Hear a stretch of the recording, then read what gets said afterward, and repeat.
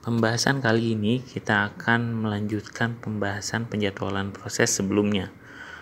Untuk kali ini kita akan bahas teknik penjadwalan round robin yang merupakan penjadwalan preemptif dan juga penjadwalan tanpa prioritas. Dalam penjadwalan round robin, semua proses dianggap penting dan diberi sejumlah waktu pemproses yang disebut sebagai kuanta atau kuantum. Kalau secara singkat, penjelasan kuantum itu adalah seperti batas waktu setiap proses dieksekusi di prosesor. Ketentuan algoritma round robin, jika kuantum habis dan proses belum selesai, maka proses menjadi runnable dan pemroses dialihkan ke proses lain. Jika kuantum belum habis dan proses menunggu suatu kejadian, maka proses menjadi blok dan pemroses dialihkan ke proses lain. Jika kuantum belum habis tapi proses telah selesai, maka proses diakhiri dan pemproses dialihkan ke proses lain. Untuk lebih jelasnya, kita lihat studi kasus yang telah diberikan. Diketahui terdapat 4 proses yang mana terdiri dari P1, P2, P3, dan P4. Masing-masing arrival time-nya adalah 1405, kemudian burst time-nya adalah 2546. Dalam penjadwalan ini dibutuhkan kuantum yang mana di sini disebutkan memiliki nilai 3. Tidak lupa untuk mengingatkan bahwa penjadwalan proses ini hanya berlaku apabila terdapat 2 atau lebih proses yang datang dalam waktu bersamaan. Untuk itu, dalam studi kasus kali ini, kita harus tetap memperhatikan arrival time-nya. Di antara keempat proses berikut, yang memiliki kedatangan paling awal adalah P3. Untuk itu, kita pertama kali mengeksekusi proses P3.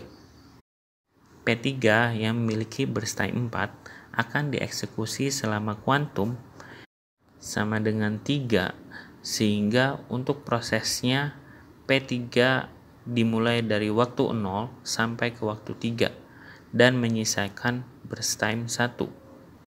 Selama proses eksekusi P3, hadir P1 di waktu 1, namun masih menunggu eksekusi dari P3 selesai memenuhi kuantumnya.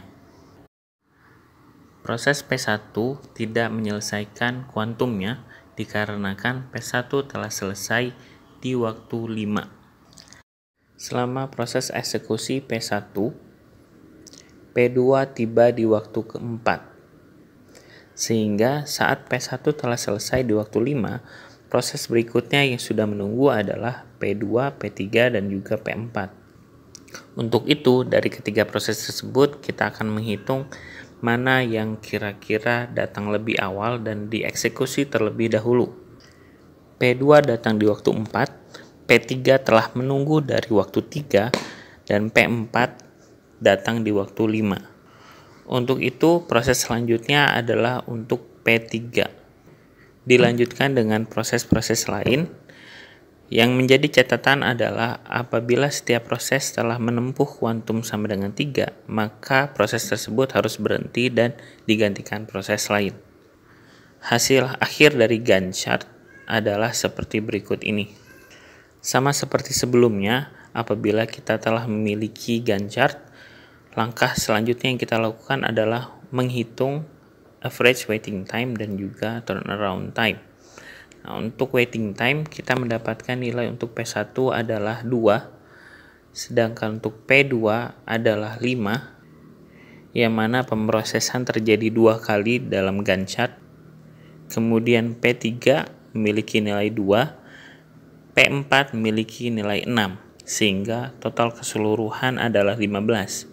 Rata-rata dari keempat proses tersebut, waktu tunggunya adalah 3,75. Berikutnya untuk menghitung turnaround time, kita lihat untuk nilai P1 adalah 4, P2 10, P3 6, P4 12, sehingga total dari keseluruhan adalah 32 dan rata-ratanya adalah 8.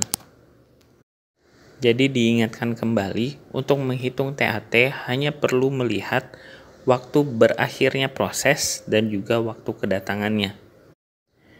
Jadi sebagai kesimpulan bahwa dalam round robin terdapat satu parameter yang digunakan untuk membatasi lama proses, yaitu kuantum. Setiap proses yang berjalan akan berhenti apabila telah memenuhi kuantum tersebut. Sekian dulu untuk materi kali ini, kita akan lanjutkan dengan pembahasan lainnya. Terima kasih.